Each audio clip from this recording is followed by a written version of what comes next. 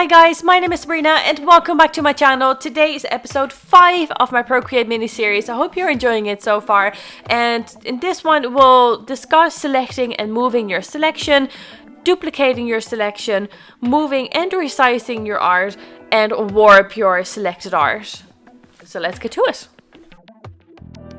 So when you want to make a selection within your artwork, what you do is at the top left you have your menus and there's a ribbon right next to the pointer tool, and you click that, and with that you can now trace over the area or around the area that you want to select, like I'm doing right now.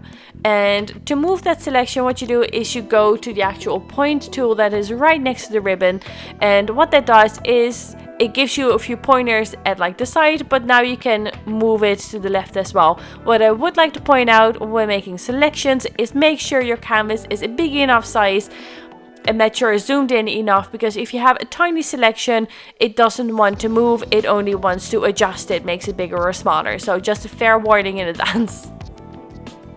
To duplicate, we go back to the ribbon, we click that, and we make a selection around the area that you want to duplicate. So at the bottom area you see like two circles against each other, that's called duplicate. So now it's duplicated, and what you do to move the other selection, so the second layer now, is you click on the pointer icon and you drag it away. Now you can see that duplicating ice is not a good idea, but this is how you duplicate it.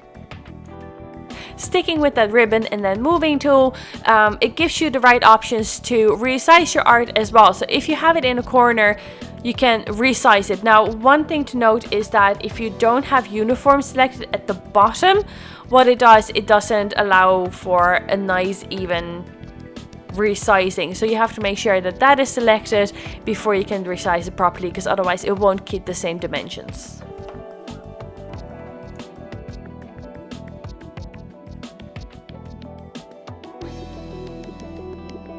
Sticking in that pointer tool, at the bottom there's also something called warp, and that allows you to make really wonky adjustments to your artwork.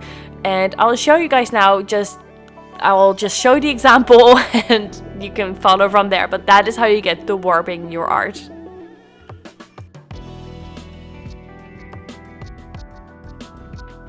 And this is it guys, the end of my video. I hope you enjoyed it. If you did, please don't forget to hit that like and subscribe button down below, and I'll catch you guys next time. Thank you, bye!